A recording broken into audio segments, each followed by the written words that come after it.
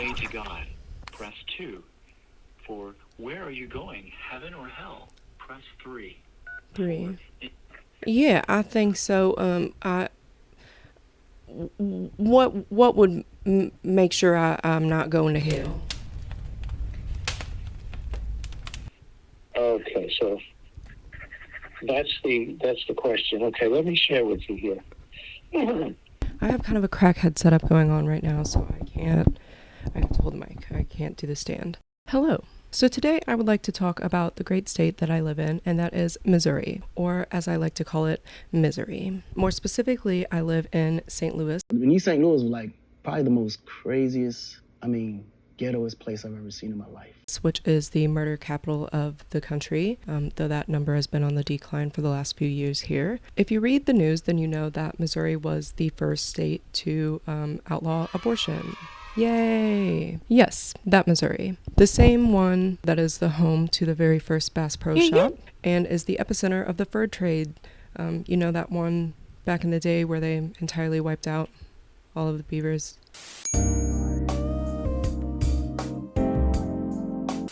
That one. Yes. And many might know it as that place with half of the McDonald's archway. The gateway to the west, if you will, or as I am learning from reading this book, is actually just the gateway to robbery of indigenous people. Westward, of course. What you may not know about this same trigger law that banned abortion, they were signing it within minutes of Roe v. Wade being overturned, also incentivizes rich people to donate to crisis pregnancy centers. If you don't know anything about crisis pregnancy centers, they're just living under the guise of being like health centers. They're not regulated, they're not health centers. None of these people are doctors. I guess they have sonograms, and is that what it's called? When they... what's the word called? So today, among sharing some of these awful horror stories that people experience from going to these, more specifically, they're from Texas abortion clinics. Not abortion clinics, crisis pregnancy centers. Before I share those stories, I also want to point out that I just found out within the last week, not only do we have this incentive to donate to crisis pregnancy centers now, we also have, which I was unaware of, this has been long before the trigger law. In Missouri, if you find out you're pregnant during a divorce, it pretty much puts a halt to the divorce simply because the state does not want to bastardize the pregnant child, which of course is going to be born because you can't get rid of it. Just wanted to throw that one out there because that's a fun story. That was great. Look at this. Yeah, this is 2020, before the trigger law. Well, actually, I lied. Trigger law signed in 2019, but nonetheless, blah, blah, blah, this bitch was cheated on, maybe I shouldn't call her a bitch. This woman was cheated on, and so she's like, let me get a divorce real quick, and within weeks found out she was pregnant while she was filing the divorce, and she was a lawyer, had a law degree at least, and was like, oh shit, I need to get divorced before they find out I'm pregnant, which unfortunately is not very plausible, and so it put a halt to the divorce because you have to fill out papers and check off whether the wife is pregnant, and if yes, then that puts it on hold. Yay! Oh yeah, wow, look at that. I've heard of reports of women who have been in situations where their husbands withheld birth control for them purposely because then you cannot leave. Look at that. Wow. Thanks, Missouri. Not a fun story. I'm not going to read the whole thing, but I want to get this point across here that they're not actually there to help pregnant women. The entire premise of a crisis pregnancy center is to deter women from getting an abortion, which is why you'll see a lot of billboards like this. What the fuck is that word? It's is it a sonogram? Hey Google, what's a sonogram? Excuse me. Hey Google, what's a sonogram? Are you listening to me? Hey Google, are you okay, girly? Ultrasound. There it is. That's the story about it. Okay. This woman already has children. She's pregnant, and she was just scared because her parents didn't like her husband, and so she went to a crisis pregnancy center because they don't take health insurance because they're not a clinic or a health place at all. So you just go there, pregnancy test, ultrasound, blah, blah, blah. And so she wanted to get all of those services that they offer. So she gets there, and the first question they ask is, are you considering an abortion? Which she was not. Then they gave her headphones. I try to find some of these videos because there have been plenty of women that have gone into these things like undercover. And I'm not sure if this video is exactly what they would show you, but I did find a great example. This is the moment that life begins. A new human being has come into existence. At fertilization, her gender, ethnicity, hair color, eye color, and countless traits are already determined. She begins to implant in the uterus about 1 week after fertilization. So this woman finishes watching something similar to that video. She recalls all of these false facts that they give about heartbeat being detected at the moment of conception. She took the test. She knew she was pregnant already, so it wasn't a big deal. And when it was pregnant, she was like, oh, what about the ultrasound? And they said they could only get free ultrasounds if you were considering an abortion. Went there for this offer of free healthcare services, and they don't really offer that if you don't want an abortion. It's only if you want an abortion, so you can be like, Did you hear that heartbeat? That's a thing inside of you. Don't kill that life. they don't actually offer any type of healthcare or services to pregnant women in need. It's just for women that want an abortion to scare the shit out of you, which I do also want to throw this out. One of the main purposes of the Satanic Temple's, right to bodily autonomy was one of the main purposes that they had with keeping your right to abortion, which, by the way, is not, that's not how that works, okay? Unfortunately, it's not that easy, and if you've seen anything about what's going on in the legal realm of the U.S. right now, they're kind of taking a step backward in terms of separating the church and state, and the Satanic Temple was trying to bridge that gap between religious freedoms that are granted to Christians and that are not granted to things like Muslims and Satanists and things like that. Like, of course, you have plenty of government facilities that have Christian statues, but they're not going to let you put a statue of Baptist. Okay, I'm editing right now, and I was wrong about the 37 or whatever I said. It's 77 crisis pregnancy centers in Missouri, but also was wrong about this was one of their many victories. The Satanic Temple did, in fact, get the statue of Baphomet on an Arkansas Capitol because they had the 10 commandments posted. So yay for that. And the other thing I was trying to say is that my whole idea that brought me to this is because the Satanic Temple was hosting, I guess, or encouraging people to hand out flyers outside of crisis pregnancy centers to let people know that these are not abortion clinics, and gave them options to actual abortion clinics. And then that was like a week before Roe v. Wade was overturned. I'm like, I live in Missouri. What the fuck am I supposed to do now? Because it's not like I can tell them somewhere else to go. What's the point? And then I just kind of got into this. So that's where we're at. Or any Islamic idol, that's not. And so we're taking a step backwards. That's where we were going, and we didn't quite get there fast enough because things are going backwards, and I highly doubt that we're going to be able to use their own logic against them, because that's not really working for this woman in Texas that was in the whatever 2-person lane, whatever the fuck it's called. I've never heard of that before, but you can't really actually use their logic against them because that's not the point of the law. It's just to punish women.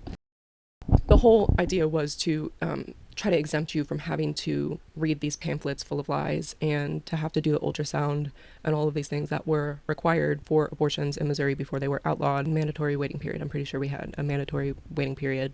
It was supposed to exempt you from those things because you had the right to bodily autonomy. And you guessed it, the Supreme Court did not give a shit, and they did not believe that.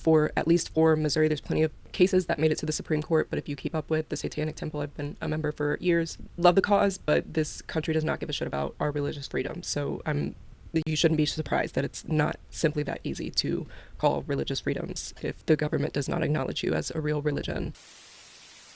That, I just wanted to make that quick side note. Moving on. Oh, okay. One last sad fact that I'd like to throw in here. For any of you that are in Missouri and that are like, No, this is a good thing. Think of all the lives we're saving. what about, and this is from the U.S. Department of Health and Human Services, Office of Inspector General reported for Missouri, and this was from 2018 to 2020. I can only imagine it's just gotten worse. I don't know what the present statistics are, but I don't do well with numbers. 1,700, maybe I shouldn't say, is it 1,780 instances of foster kids going missing over a 2.5-year period. Yeah, these children have just gone missing, by the way, and a lot of them were just not reported. So yay for people that are all about Let's save lives. Are we though? Are we? In addition to not being able to read numbers, I also have a 4th grade reading level. A big favorite of mine is this Unwind series, but I'd like to share this one piece. There's this one, hold on. The whole premise of the book is after the second Civil War, which is coming, guys. This is not a joke. One of the things I'd like to, a testament as well to how shitty the whole forcing people to have children is this crazy concept that people don't want their kids. Where the fuck is it? Ooh, girly, that's a lot. I'm not gonna read that. That one's some of these things are brutal, but they are just I mean, this is real life history. Neil Schusterman was onto something. Where is this at? This would be a great TV show, but it might be a little too touchy considering the political climate right now. Where is this?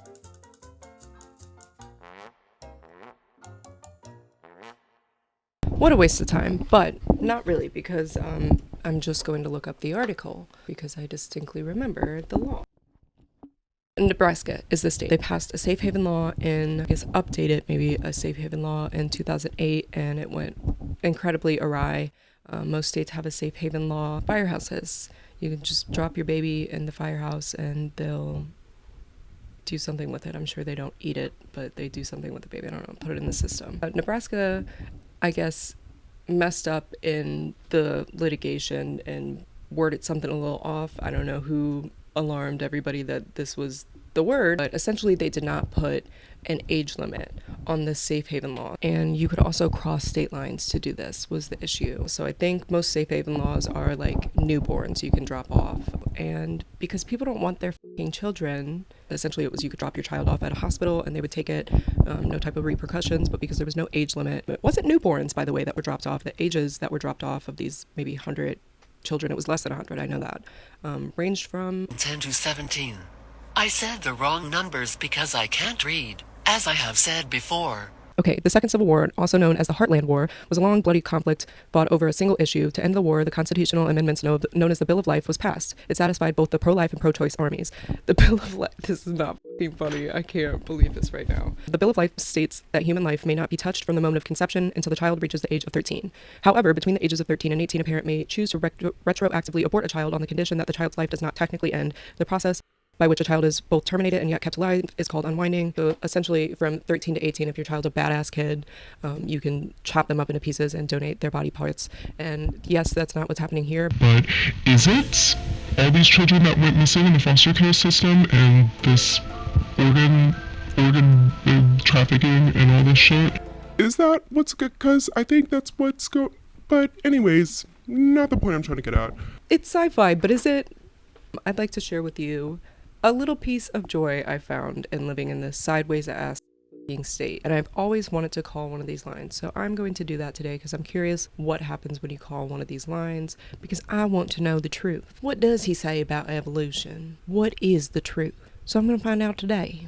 83 for truth. Gospel billboards. Where are you going? Heaven or hell? You see this right now? Here we go. This is my favorite. In the beginning, God created because evolution is a lie. Yeah, so let's call these genuine Christians and find out what's going on. Is that the number? I'm not, oh my god. 83 F, 4. Remember, slow and steady wins the race. R, U, T, H. I don't know, I'm scared to call these people right now, but let's find out. Of course I get some type of demonic answer. Hold on, I'm gonna try that again because what the fuck was that? Will be completed as dial. Please check the number and dial again. You can have my The number. number you've dialed is not in service. Will be completed as dial. Is this a prank? And now I can't get through. To speak with someone on our phone team about your questions or spiritual needs, press 0. Feeling lonely? Please choose from the following list of billboard messages. For after you die, you will meet God. I'm more concerned about evolution. Where but are you going, heaven or hell? Is this a game? Jesus said, "He who believes in Jesus has everlasting cursed life, hell." In Matthew 25, we read that when Jesus returns to earth, he will sit on the people of his devil. The Bible tells us to die, and after that, bad. None of us will escape everlasting wrath of God. People simply cease to exist and do the things he asks of us. Today is the day we must put our comes in him, and he who does not shall not see life. As some people say, this glimpse into the future makes what we do in this life a very important matter. In eternity, where will you be? Heaven or hell? Heaven is a destination you cannot afford. I hope you will be with all of those on fire because of the choices you made in this life. Cast him down! To the next available team member. These are very important questions, and it is crucial to know. Hello, thank you for calling Gospel Billboards. My name is Ron. Can I answer a question or pray with you today? Yeah, I just got a few questions today. All right, well, I'll try to help you. Yeah, I just saw a billboard for the where are you going, heaven or hell, and I don't know what to believe anymore. Okay. Well, I could share what we believe, what we see from the Bible, which we believe is God's word, and hopefully that can help you here. I don't know what your religious beliefs are, but we are people who believe in Jesus Christ. We believe that Jesus is the Savior and Lord, and that Jesus died on a cross and then rose from the dead is simply by living in obedience to the way Jesus taught us to live. So what we all need to do is believe in him enough to follow him in obedience. I don't want to, I'm sorry, not me, but in a hypothetical, you don't want to go to your neighbor and tell him, of course, I killed your pet. How would you go about that? Repenting. I'm sorry, the sound quality is a little fuzzy. What did you do to your neighbor? This is not me. This is a hypothetical. If Right. you accidentally perhaps ran over like a neighbor's pet. But they don't know because you took care of the body. Well, the neighbor would probably be pretty upset. Even if it's an accident, I think the right thing to do would be to go to for the person to go and tell their neighbor. Yeah, I think that makes sense. So if you just apologize, it's okay. Well, I just don't have it in my heart to mess with these people. I think it's because I work on the phones too. I think that's it for the day. I think that's enough praising the Lord and talk. But I will say I am dearly fearful for the state of this country. That's for damn sure. That much was true. Amen, brother, and hail Satan. Cast him down! Oh, man.